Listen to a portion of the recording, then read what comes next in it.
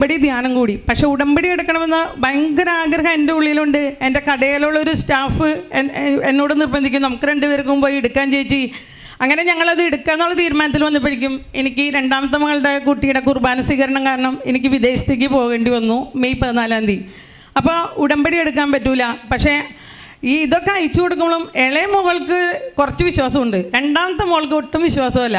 ഇങ്ങനത്തെ കാര്യങ്ങളൊന്നും വലിയ തൃപ്തിയില്ല. നാട്ടിലെ മോള് പിന്നെയും കുഴപ്പമില്ല എന്നുള്ള മട്ടിൽ അതങ്ങനെ നിൽക്കും.